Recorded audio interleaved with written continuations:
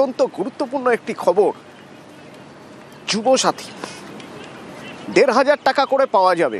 কিভাবে পাওয়া যাবে না, যদি মাধ্যমিক উত্তীর্ণ হন কেউ, ২১ থেকে ৪০ কারো বয়স হয়, তাহলে তিনি অ্যাপ্লাই করলে তার অ্যাকাউন্টে টাকা ঢুকবে। সেই টাকা আজ থেকেই ঢুকছে ঘোষণা করে দিলেন মুখ্যমন্ত্রী মমতা বন্দ্যোপাধ্যায়। এবং এখনো পর্যন্ত যখন বাজেটে তিনি ঘোষণা করেছিলেন যুবসাথী প্রকল্পের, তারপর থেকে ১ কোটির উপর আবেদন হয়েছে এবং এই টাকা আজ থেকে অ্যাকাউন্টে ঢুকছে। আরও জানবো, সোমরাজ হয়েছে সরাসরি আমার সঙ্গে। সোমরাজ,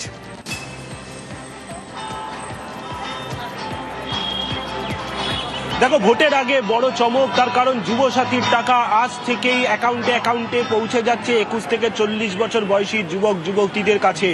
মুখ্যমন্ত্রী মমতা বন্দ্যোপাধ্যায় তার ধর্ণা মঞ্চ থেকে আজই ঘোষণা করেছেন। মূলত এর আগে আমরা দেখেছিলাম যে যখন রাজ্যের অন্তর্বর্তীকালীন বাজেট হয় সেইখানে ঘোষণা করা হয়েছিল আগস্ট মাস থেকে বেকার যুবক যুবতীরা এই মাসে ১৫০০ টাকা করে পাবেন, যে প্রকল্পের নাম দেওয়া হয়েছে যুবসাথী। তারপর মুখ্যমন্ত্রী মমতা বন্দ্যোপাধ্যায় ঘোষণা করেন যে ১লা এপ্রিল থেকেই এই টাকা দেওয়া হবে। আজ মুখ্যমন্ত্রী মমতা বন্দ্যোপাধ্যায় সেই সময়সীমা আরও এগিয়ে এলেন এবং জানিয়ে দিলেন আজ থেকেই যুবসাথী প্রকল্পের টাকা অ্যাকাউন্টে যেতে শুরু করেছে বাংলার যুবক যুবতীদের কাছে, যাদের বয়স ২১ থেকে ৪০ বছর বয়সের মধ্যে, যারা আবেদন করেছেন এই যুবসাথী প্রকল্পের জন্য। ইতিমধ্যেই এই যুবসাথী প্রকল্পের আবেদন ৯০ লক্ষ থেকে ১ কোটির কাছাকাছি গিয়ে পৌঁছেছে বলে মুখ্যমন্ত্রী মমতা বন্দ্যোপাধ্যায় আজ জানিয়েছেন। তুমি জানো যে এই যুবসাথী প্রকল্পের জন্য অনলাইনের পাশাপাশি অফলাইনেও আবেদন করার সুযোগ ছিল এবং আমরা দেখেছি গত ফেব্রুয়ারি মাসে ১৫ই ফেব্রুয়ারি থেকে ২৬শে ফেব্রুয়ারি পর্যন্ত প্রচুর যুবক যুবতী এর জন্য আবেদন করেছেন অনলাইনের পাশাপাশি অফলাইনে। যেখানে অফলাইনে আবেদন করেছিলেন ৬৫ লক্ষেরও বেশি, সেখানে অনলাইনে আবেদন ছিল ১৯ লক্ষেরও বেশি, তেমনটাই নবান্ন সূত্রে খবর। এবং তারপর সেই আবেদনগুলিকে স্ক্রুটিনি করার প্রক্রিয়া শুরু হয় এবং যেটা জানা যাচ্ছে স্ক্রুটিনি যেমনভাবে হচ্ছে সেই অনুযায়ী যুবক যুবতীদের অ্যাকাউন্টে মাসে ১৫০০ টাকা, অর্থাৎ এই মাসের ১৫০০ টাকা তারা অ্যাকাউন্টে পেয়ে যাবেন। আজ থেকেই অ্যাকাউন্টে টাকা পাবেন যুবক যুবতীরা, যাদের স্ক্রুটিনি প্রক্রিয়া ইতিমধ্যেই শেষ হয়ে গেছে। দেখো, এই ধন্যবাদ। একবার শুনবো, মমতা বন্দ্যোপাধ্যায় ঘোষণা করলেন, শুনবো। যুবসাথী ২১ থেকে ৪০ যারা শুধু পড়াশোনা করেন, স্কলারশিপটাকে আমরা বাদ দিয়েছি, কারণ ওটা তার পড়ার জন্য লাগে, সেটাকে আমরা ধরছি না।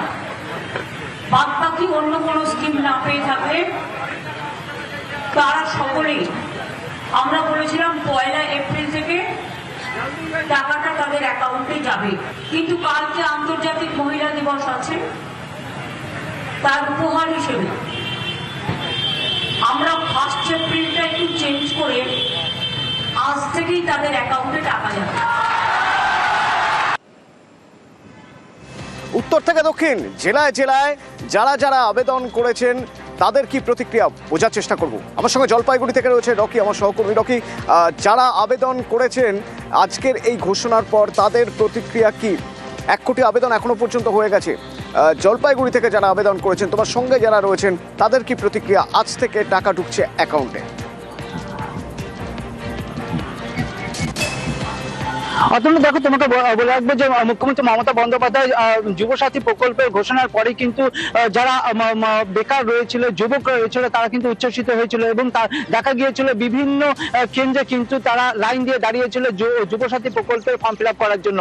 তো ইতিমধ্যে কিন্তু প্রায় ১ কোটি ফর্ম ফিল আপ হয়েছে এবং মুখ্যমন্ত্রী কিন্তু ঘোষণা করেছে আজ থেকেই যুবসাথী প্রকল্পের অ্যাকাউন্টে টাকা ঢুকতে শুরু করবে। আর এই ঘটনার পর যখনই যুবকেরা শুনতে পেরেছে তারা কিন্তু উচ্ছ্বসিত। তারা জানিয়েছে যে বেকার হয়ে রয়েছে, পরীক্ষা দেওয়ার জন্য যে ফর্ম ফিল আপ করতে হয় তার জন্য কিন্তু একটি খরচার প্রয়োজন, আর এই টাকাই কিন্তু তাদের সাহায্য করবে। এবং মুখ্যমন্ত্রী যুবকদের জন্য, যুব সমাজের জন্য চিন্তা করেছে এবং তারা কি বলছেন, তাদের প্রতিক্রিয়া কি, তাদের থেকে শুনে নেব। আজকের থেকে তো যুবসাথী প্রকল্পের টাকা অ্যাকাউন্টে ঢুকে যাবে, মুখ্যমন্ত্রী ঘোষণা করেছে, কি বলবেন? মানে এটা তো মুখ্যমন্ত্রীকে অসংখ্য ধন্যবাদ জানাই যে আমাদের মতো যুবকদের কথা তিনি ভেবেছেন যে আমাদের যে চাকরি করার জন্য যে চাকরির ফর্ম ফিল আপ করতেও যে পয়সাটা লাগে সেটা আমাদের বাবা মায়ের কাছে চেতে হয়। তো সেই জায়গাটার থেকে দাঁড়িয়ে মানে আমরা অত্যন্ত খুশি এবং আনন্দিত যে মুখ্যমন্ত্রীকে ধন্যবাদ জানাই যে আজকের এরকম একটা ঘোষণা তিনি করলেন এবং খুব কম সময়ের মধ্যে তিনি অ্যাপ্লিকেশন করিয়ে আমাদেরকে টাকা দিচ্ছেন। এটা একটা বিশাল খুশি আমরা। মুখ্যমন্ত্রী ঘোষণা আজ থেকে কিন্তু অ্যাকাউন্টে যুবসাথী প্রকল্পের টাকা ঢুকে যাবে, তো কতটা উপকার হবে আপনাদের? আমার তো খুব উপকার হবে, কারণ আরও যে যুবক যুবতীরা আছে, ভাই বোনেরা আছে, তাদেরও খুব উপকার হবে, কারণ মা বাবার কাছে তো সবসময় টাকা পয়সা চাওয়া যায় না। যে আজকে মুখ্যমন্ত্রী যতটা আমাদের জন্য করেছেন, যে প্রকল্পটা করেছে, তাতে আমি অনেক খুশি, আমরা সবাই খুশি, তাকে আমরা অনেক খুশি। অতনু, তুমি শুনতে পেলে যে এই যে যারা অ্যাপ্লাই করেছে তাদের প্রতিক্রিয়া, তারা কিন্তু উচ্ছ্বসিত, আজ থেকে অ্যাকাউন্টে টাকা ঢুকে যাবে এবং তারা ধন্যবাদ জানিয়েছে মুখ্যমন্ত্রী মমতা বন্দ্যোপাধ্যায়কে। এবং এবার একবার আরামবাগের ছবি দেখা যাক। আমার সঙ্গে অপর সহকর্মী শুভদীপ রয়েছে। শুভদীপ, অ্যাকাউন্টে আজ থেকে টাকা ঢুকবে, যুবসাথী প্রকল্পের টাকা, যারা যারা আবেদন করেছেন কি বলছেন তারা?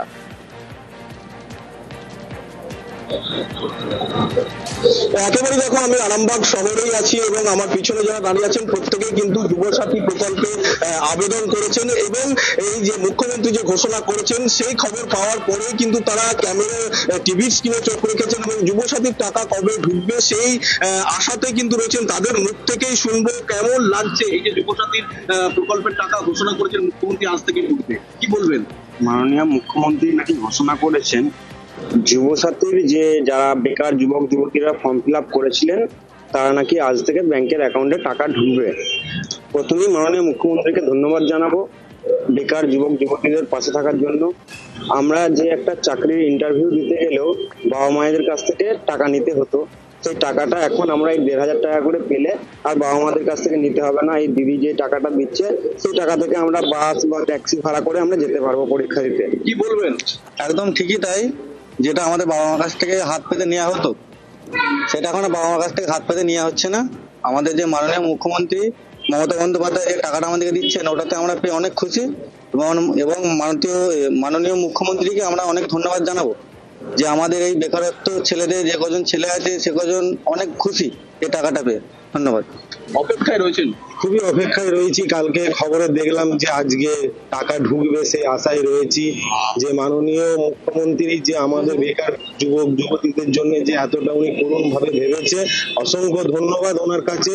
যেন এইটা আমরা পেয়ে থাকি প্রত্যেক মাসে, এতে খুব উপকৃত আমরা, কারণ বেকার আমরা রয়েছি। ধন্যবাদ শুভদীপ, ধন্যবাদ।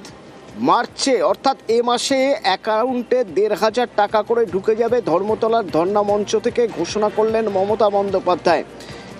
কারা পাবেন? মাধ্যমিক পাস যারা 21 থেকে 40 যাদের বয়স এবং যারা আবেদন করেছেন। যখন ঘোষণা করা হয়েছিল অন্তর্বর্তী বাজেটে, তারপর থেকে এখনো পর্যন্ত প্রায় 1 কোটি কাছাকাছি আবেদন। প্রথমে ঠিক হয়েছিল অগাস্ট, তারপরে এপ্রিল, এবং এখন আজ মমতা বন্দ্যোপাধ্যায়ের ঘোষণা, আজ থেকেই অ্যাকাউন্টে ঢুকবে। মধ্যপ্রাচ্যে মহাযুদ্ধ চলছে, সেই যুদ্ধের আঁচ এবার একেবারে সরাসরি হেসেলে, কারণ রান্নার গ্যাসের দাম 60 টাকা বাড়ানো হলো। 60 টাকা বাড়লো রান্নার গ্যাসের দাম। শুধু তাই নয়, যদি বাণিজ্যিক গ্যাসের সিলিন্ডারের কথা ভাবা যায় তাহলে বাণিজ্যিক সিলিন্ডারের ক্ষেত্রে বা কমার্শিয়াল গ্যাসের ক্ষেত্রে 114 টাকা 50 পয়সা বাড়ানো হলো সিলিন্ডার পিছু। তাহলে এখন দাম কত? এখন কমার্শিয়াল গ্যাসের ক্ষেত্রে 1999 টাকা, মানে প্রায় 2000 টাকার কাছাকাছি একটা সিলিন্ডারের দাম। আর যদি গৃহস্থের কথা বলা হয়, গৃহস্থের হেসেলে 60 টাকা সিলিন্ডারের দাম বেড়ে এখন রান্নার গ্যাসের দাম হয়েছে 939 টাকা। এক ধাক্কায় সিলিন্ডার পিছু 60 টাকা দাম বেড়েছে। হাজার ছুঁই দাম, দুশ্চিন্তা তো বাড়বেই। এবং যখনই জ্বালানি সংকট হবে, যখনই গ্যাসের দাম বাড়বে, সেক্ষেত্রে সব জিনিসেরই তো দাম বাড়বে।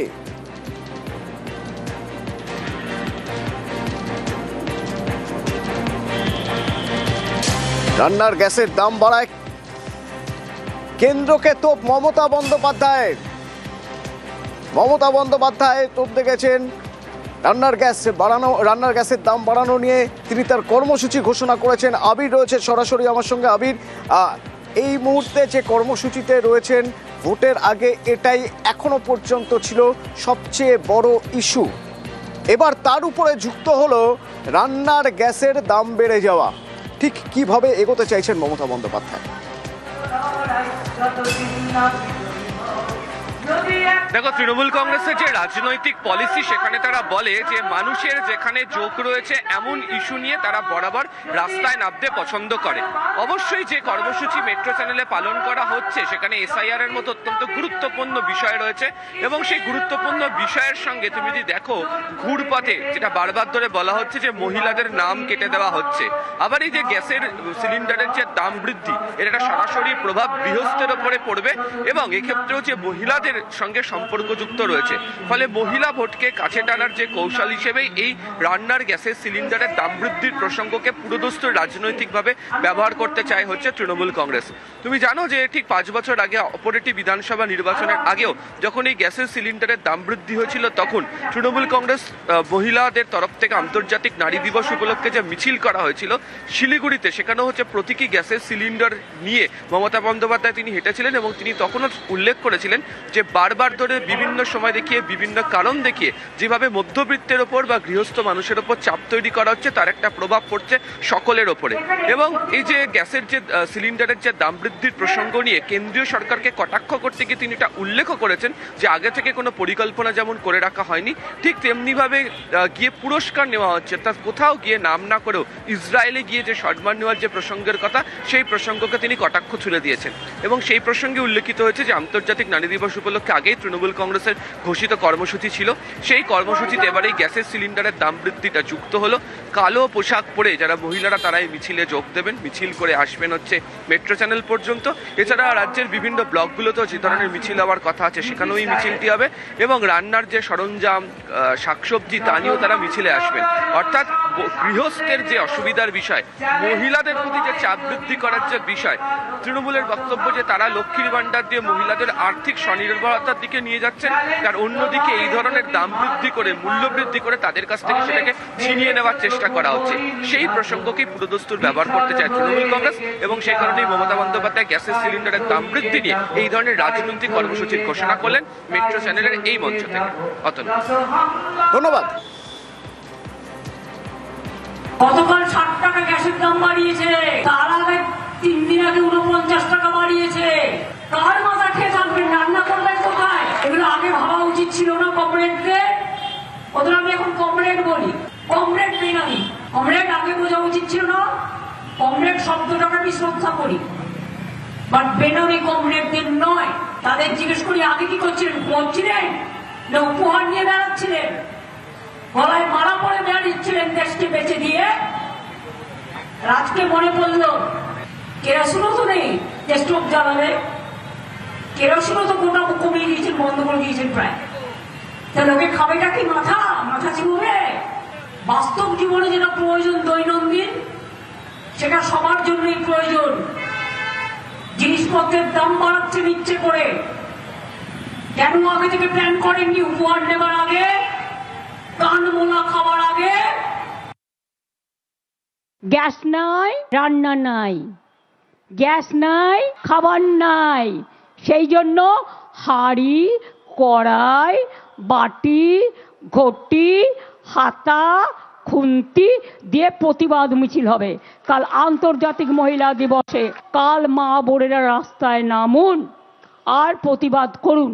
আমি সাদা পরবো, আপনারা সবাই কালো পরবেন, কালকে প্রতিবাদ করবেন আর হাতে এইসব রেখে দেবেন। কিন্তু মিছিল টিছিল করে মেয়েরা যখন এখানে আসবেন তারাও হাঁড়ি, কড়াই, বাটি, ঘটি যা আছে বাড়িতে নিয়ে আসবেন। গ্যাসের ওভেনও পারলে কেউ নিয়ে আসবেন। এরা অ্যান্টি উইমেন। ভোটের আগে 10,000, ভোটের পরে বুলডোজার। এক ধাক্কায় 60 টাকা দাম বেড়ে গেল গ্যাসের, রান্নার গ্যাসের। তাহলে তো সংসার খরচ মাসে যা ছিল তার সঙ্গে আরও 60 টাকা জোর হলো। হিসেবে শুধু রান্নার গ্যাসের দাম যদি বাড়ে, এবার তো আরও বিপদ যে অন্য জিনিসপত্রের দামও বাড়বে। আমরা হেসেলে ঢুকে ঢুকে খোঁজ নেওয়ার চেষ্টা করলাম মানুষের কি পরিস্থিতি। যেমন উল্টোডাঙ্গার পাল পরিবারের হেসেলে দেখুন কি অবস্থা, কি ভাবছেন তারা, কি বলছেন তারা। গ্যাসের তো একটা সমস্যা হচ্ছেই। এখন গ্যাস বুক করলে কখন আসবে না আসবে সেটাও একটা ব্যাপার। তারপর দামটাও তো আজকে দেখলাম পেপারে 60 টাকা বাড়িয়ে দিয়েছে। তো প্রচণ্ড চিন্তার ব্যাপার। কি করে রান্না করব, গ্যাস কবে পাবো? গ্যাস শেষ হওয়ার আগেই আমাকে গ্যাস বুক করতে হবে, মানে অনেক আগেই বুক করতে হবে, তবে যদি গিয়ে টাইম মতো গ্যাস পাওয়া যায়। এখন ওই কাঠ কয়লা দিয়ে রান্না করার একটা ব্যাপার হয়তো চলে আসবে। ওদিকে জলপাইগুড়ি, পকেটে তো টান পড়বে রান্নার গ্যাসের দাম এভাবে বাড়লে। কি ভাবছেন তারা, কি বলছেন শুনুন। সাধারণ পরিবারের খুবই সমস্যা হলো, 60 টাকা করে গ্যাসের দাম বেড়ে গেল। তার জন্য আমাদের এরপরে পরবর্তীতে 100 টাকা করেও বাড়তে পারে। খুবই অসুবিধা সাধারণ পরিবারের জন্য, চিন্তারই বিষয়। জিনিসের দাম বেড়েই চলছে একটার পর একটা, সাধারণ পরিবারের জন্য খুবই অসুবিধা। 60 টাকা গ্যাসের দাম বাড়িয়ে দিয়েছে, ঠিক আছে, এরপরে কত বাড়াবে কেউ জানে না। আমাদের তো আর টাকা ইনকামটা বাড়ছে না। আমাদের তো এদিকে হচ্ছে কি আইলে সংসার খরচটা বেড়ে যাচ্ছে, এইদিকে হচ্ছে কি আইলে গ্যাসের দাম, জিনিসপত্রের দাম, দ্রব্যমূল্যের দাম সমানে বেড়ে যাচ্ছে, ঠিক আছে। এইভাবে সাধারণ পাবলিকের প্রচন্ড অসুবিধা হচ্ছে, ঠিক আছে। পরিস্থিতি কি ভয়াবহ দাঁড়াবে আমরা সেটা বুঝতে পারছি না। সীমান্ত ঘেঁষা অঞ্চল বসিরহাট, কি অবস্থা সেখানকার, মানুষ কি বলছেন? রান্নার গ্যাসের দাম 60 টাকা বেড়ে গেল এক ধাক্কায়, রাতারাতি। আমার সঙ্গে অনুপম রয়েছেন, আমার সহকর্মী। অনুপম, কি বলছেন মানুষ?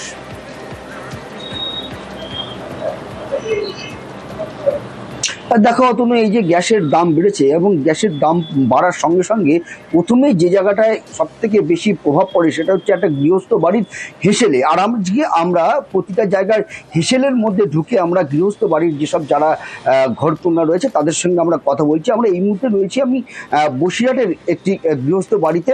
আমরা দেখাবো যে আমরা কথা বলবো যে সেই গৃহস্থ বাড়ির একজনের মহিলার সঙ্গে, যে এই যে আজকে যে গ্যাসের দাম বাড়লো 60 টাকা করে, কি ভাবছেন বা কি সমস্যা করতে পারে?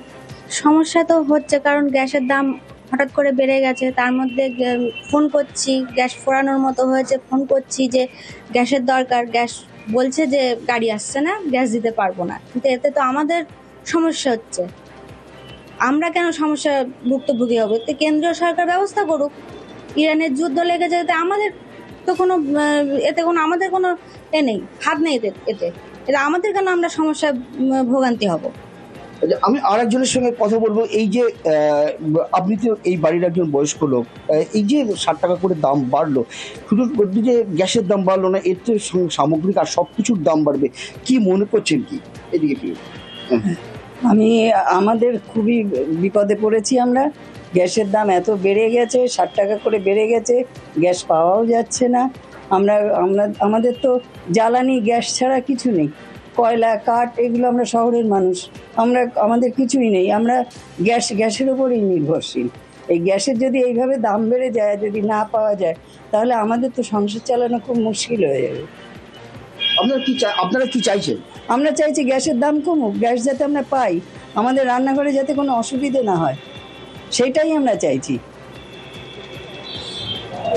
ধন্যবাদ অনুপম। এবার একবার নকশাল বাড়ির ছবি দেখে নেওয়া যাক। নকশাল বাড়ি, সেখানকার মানুষ কি বলছেন? সমস্যা তো অনেকই হয় আমাদের মধ্যবিত্ত ফ্যামিলিতে। এরকম দিনের পর দিন যদি বাড়ে, আমাদের সবকিছু তো একটা লিমিটে থাকে না, সবকিছু হিসাব করে চলতে হয়। এখন যদি দিনের পর দিন এভাবে বাড়ে, আমাদের খুবই অসুবিধা করতে লাগে। না না, এটা তো ভাবিনি না, কিন্তু এখন বাড়বে, তারপরে আরো ভবিষ্যতে আরো বাড়বে, এতে আমাদের খুবই সমস্যা হবে। আমরা চাই এটা যাতে লিমিটে থাকুক, আমাদের ইসের মধ্যে থাকুক আর কি। টিভিতে নিউজটা দেখলাম, দেখার পরই তো মানে কেঁপে উঠলাম আচমকা, যে আমাদের পক্ষে 60 টাকা বাড়া মানে বিশাল ব্যাপার। কি করে যে ওই 60 টাকা মেকআপ দেওয়া যাবে, মানে বাড়ির রান্নার গ্যাস না থাকলে তো খুবই সমস্যা। এবার রান্নার গ্যাস বললে চাল আসবে কোথার থেকে, সবজি আসবে কোথার থেকে, এটারও একটা চিন্তা। তো কেন্দ্র সরকার যদি আমাদের কথা চিন্তা করে একটা যদি ব্যবস্থা নেয়, তাহলে খুব ভালো হয়। মানে কিভাবে যে কি দিয়ে কি মেকআপ দিব সেটা আমরা বুঝতে পারছি না। শুনতে পেলাম গ্যাসের দাম বেড়েছে, তো আমাদের তো সাধারণ মানুষের পক্ষে তো এত দাম দিয়ে নেওয়া সম্ভব নয়। তো আমরা চাই যে গ্যাসের দাম কমানো হোক, তাহলে একটু আমাদের সুবিধা হয়। চাপ পড়ে আমাদের মতন সাধারণ মানুষের তো চাপ হয়ই, যাতে গ্যাসের দামটা কমানো হয়, ওটাই